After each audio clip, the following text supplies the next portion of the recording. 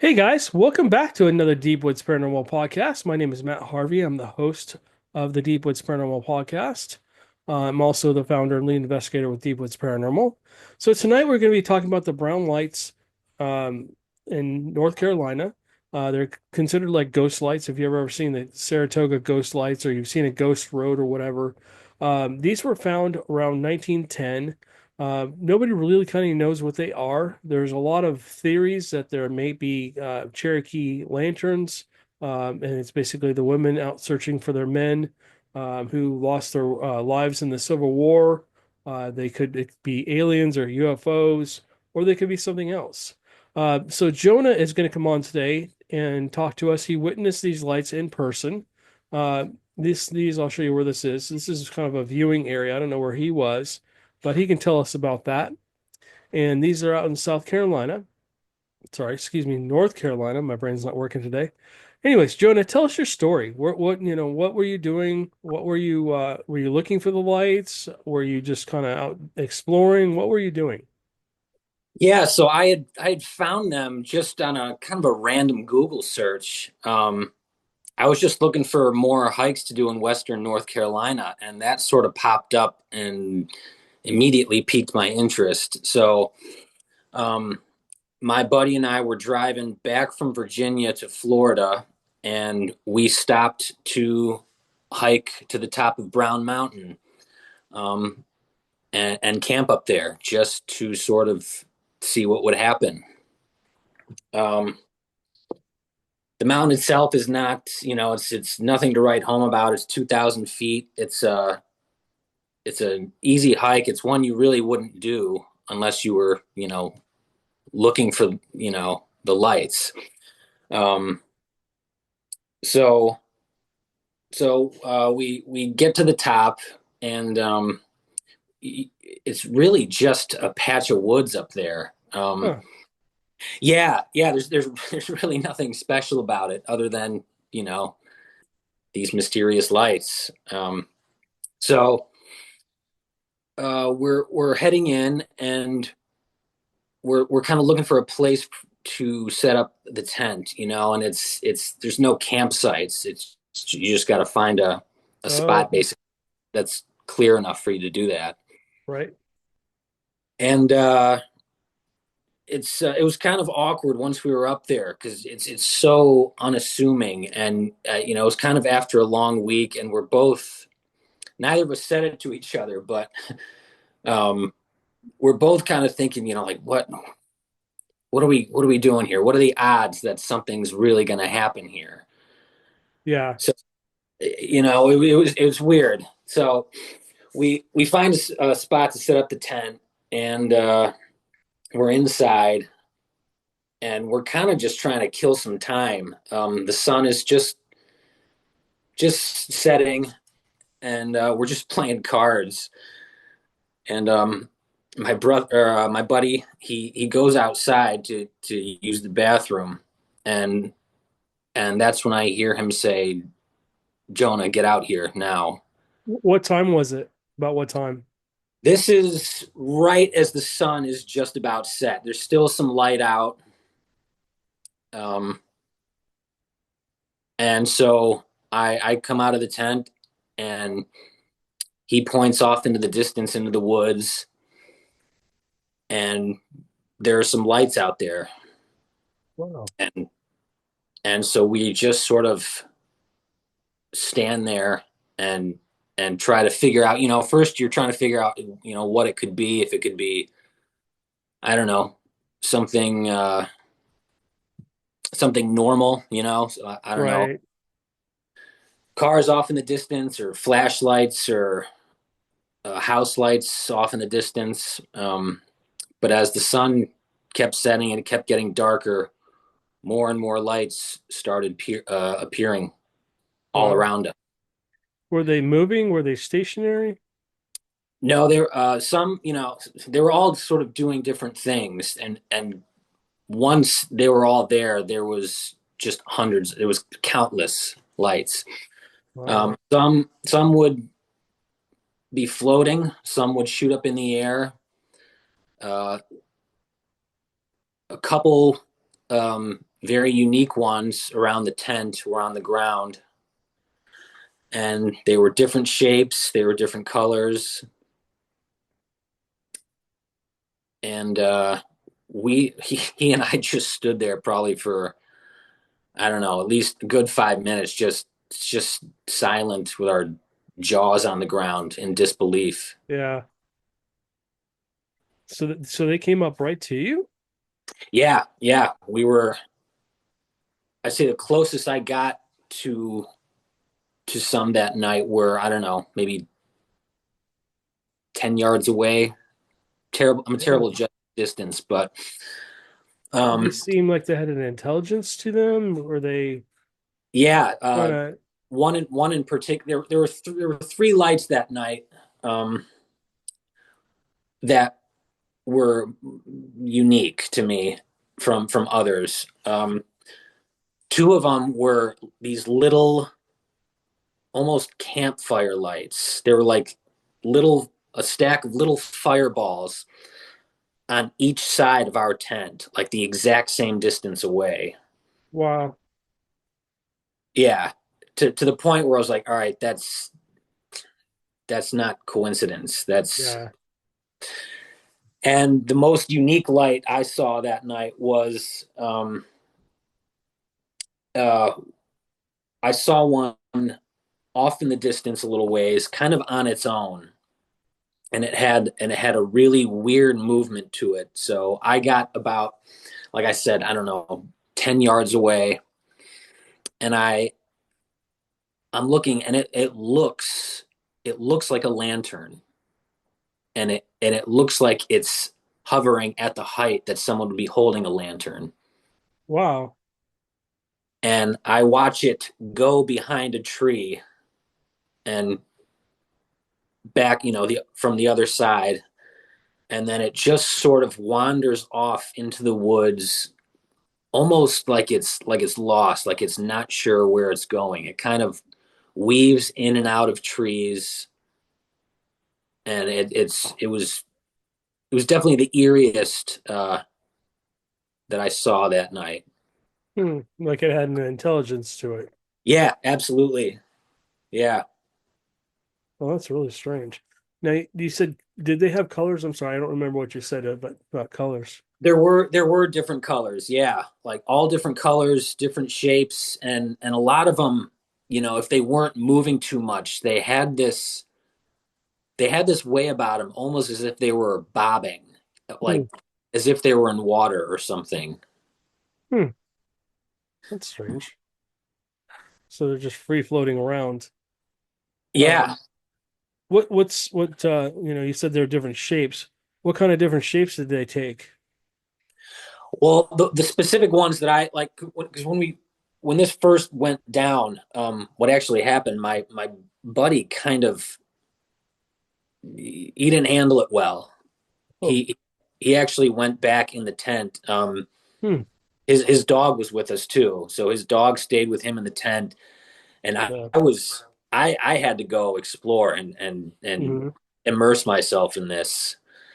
So I went off sort of towards the biggest collection of lights that I could see, Okay. and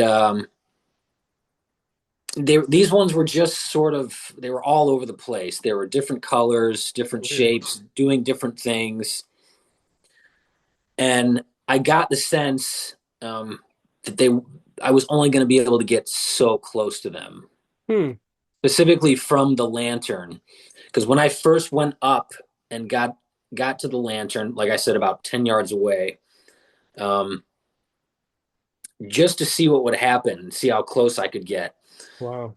I took one step closer, and the lantern moved back away, Huh. and then I noticed that, and so I moved back to where I was, and then the lantern came It came back to back. where it was. Yeah. Nice. So I kind of took that as, all right, it seems like I'm only going to be able to get so close, and I was cool Right. with that. I respected that. So, um, but what a night! What a night! Awesome. So how Yeah, how long did this last? It kind of started at sundown. yeah. So I I told you I went out one time, and I just I found this fallen down tree, um, and I just decided to sit and take this all in for a while because I mean, as you can probably imagine, the mind is racing a mile a minute with Right. so I did that for a while, and then I sort of I was worried about my buddy because he wasn't handling it well. So Right. I decided after a while to go check on him, see how he was doing. So I went back to the tent, and um, he and his dog are kind of just laying there calmly, and I asked him how he's doing, and he's saying, I'm all right, and the only reason I'm not completely freaking out is because you and my dog seem perfectly fine. I was like, Yeah.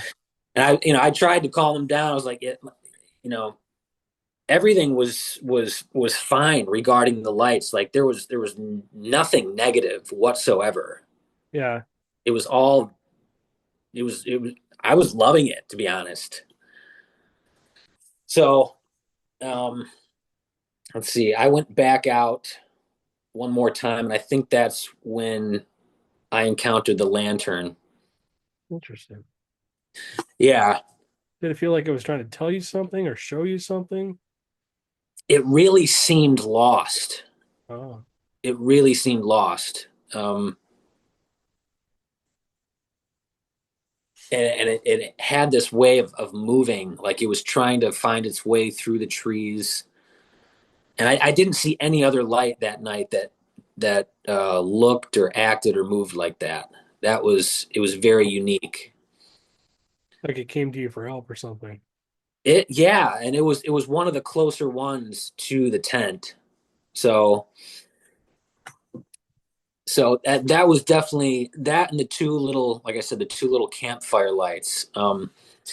So what I did was I think I told you earlier, like all I had on me, this was 13 years ago, almost to the week right now, 13 years. Okay.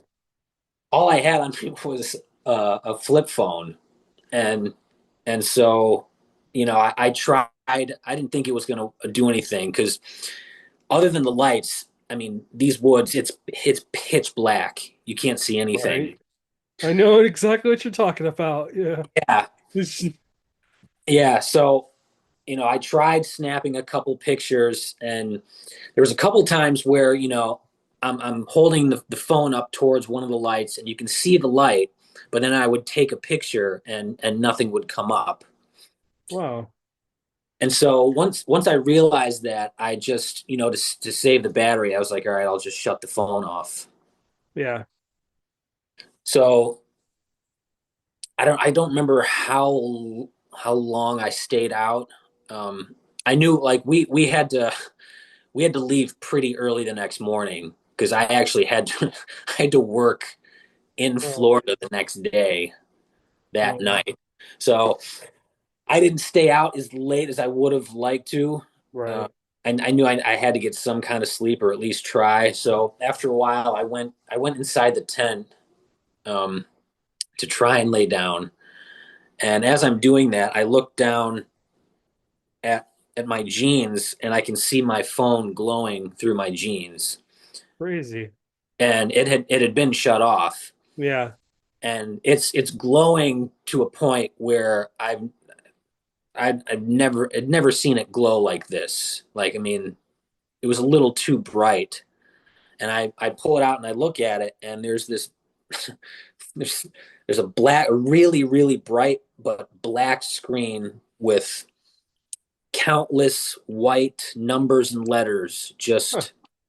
just scrolling down as far as it'll go. Huh. And my phone had never done anything like this before. Like a and never code, never did. What's that? like a code, like Yeah, trying to do mathematical code or something. Makes yeah, me and wonder if almost if it's almost like UFO, like maybe an alien. it gave off. I mean, it gave off that vibe, definitely. Yeah, Um, you know, because and it ghosts had mess with electronics and stuff like that. But normally they drain batteries, or right, they like yeah, the ghost box. They'll talk through this. You know, you turn right, it on and they'll say something through it, or try and manipulate it to create a word or a sentence. But never had like letters and whatever else come through.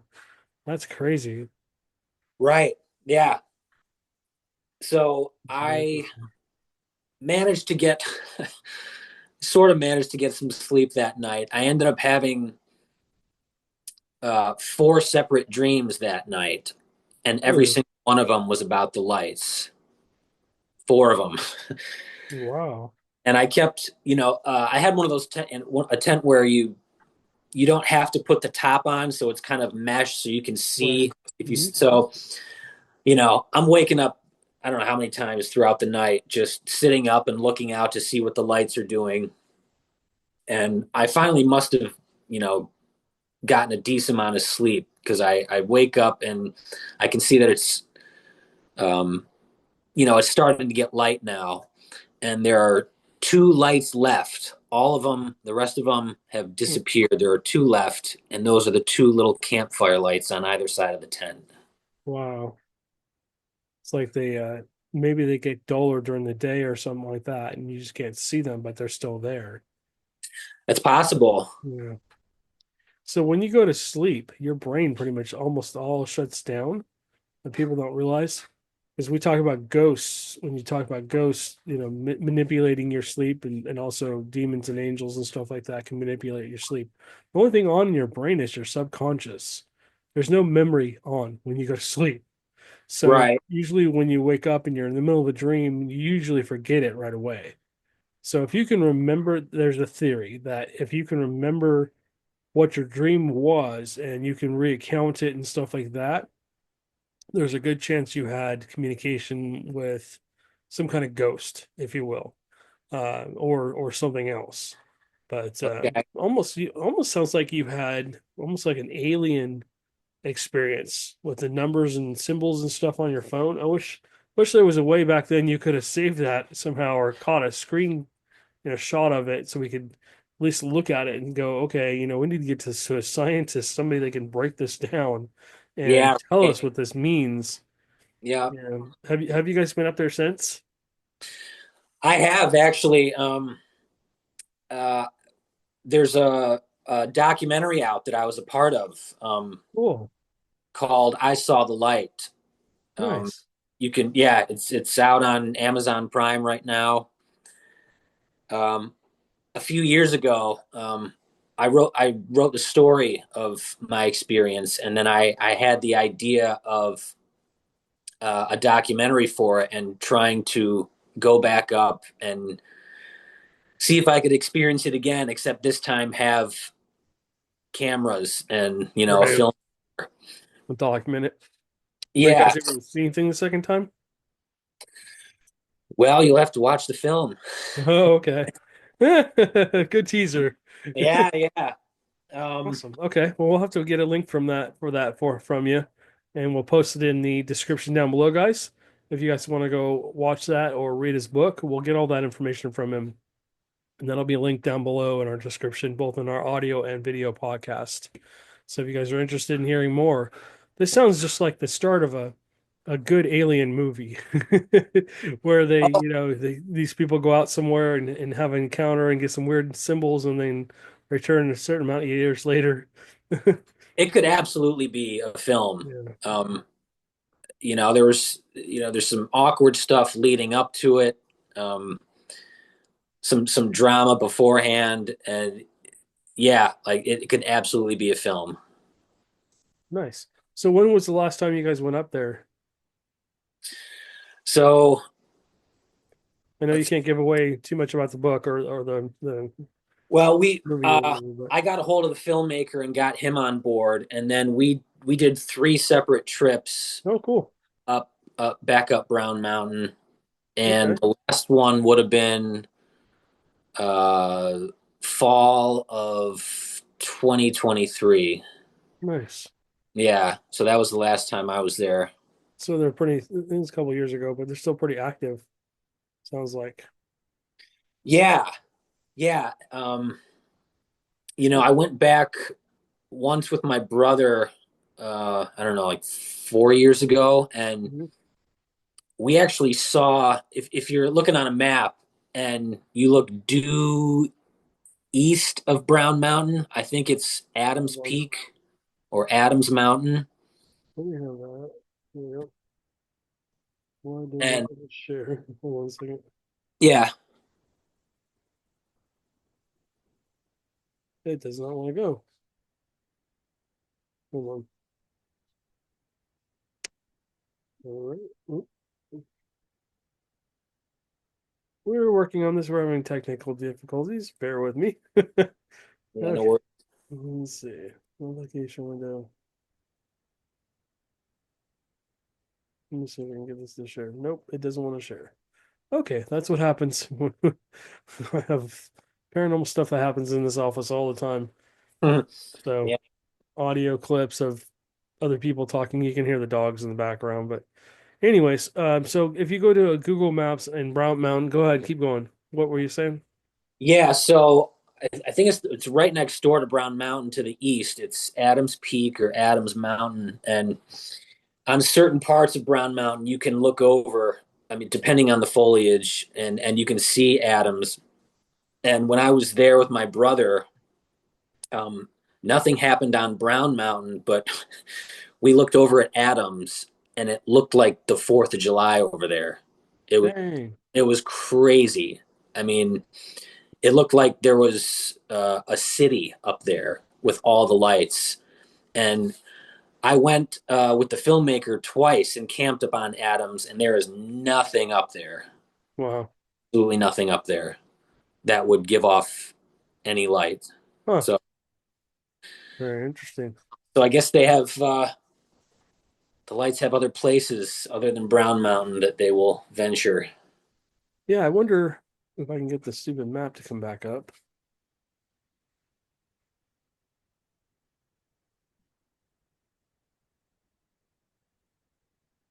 Let's see if I can get this to share. Still doesn't want to share. Okay. There. Oh, there we go.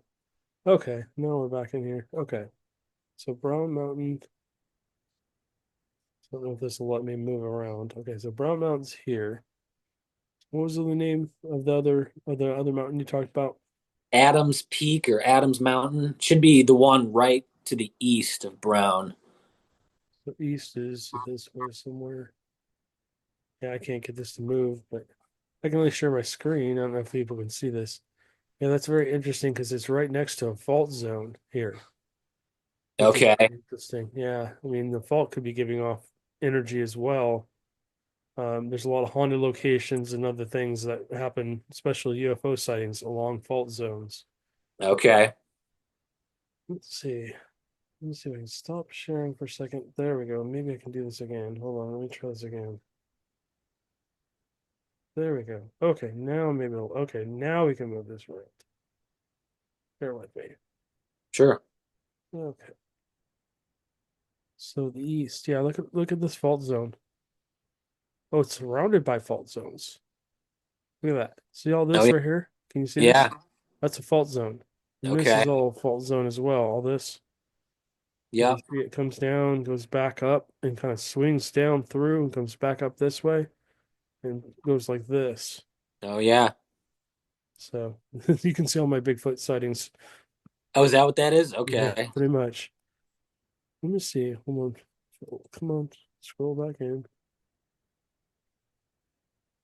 Oh, there's a different picture of it.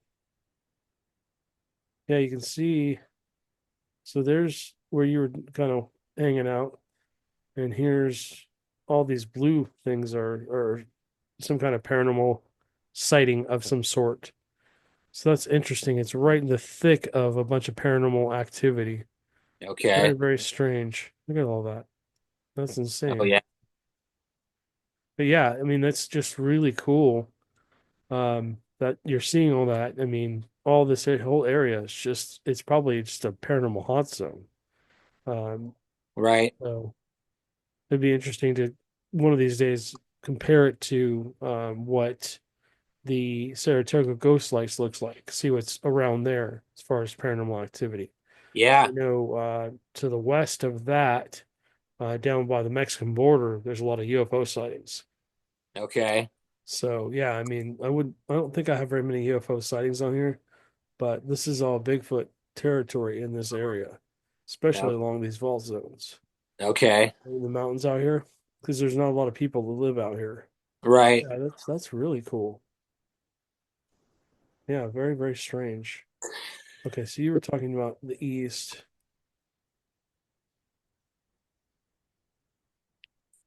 Don't know who's that. Yeah, so it's one of these other peaks probably up in this area, somewhere around here. Yeah, it's right next door to it. Yeah, probably closer over here somewhere or whatever. Let's see if we can scroll down. Let's see.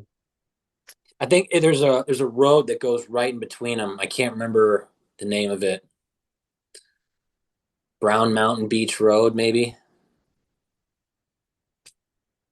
Yeah, I think this is a hiking trail. It might be the 90. It's probably this 90, and you're probably talking about something over here. Yeah, I just remember there was a road right in between the two. I Yeah, I don't think know a if this river is as well. yeah, Brown Mountain. Yeah, here it is.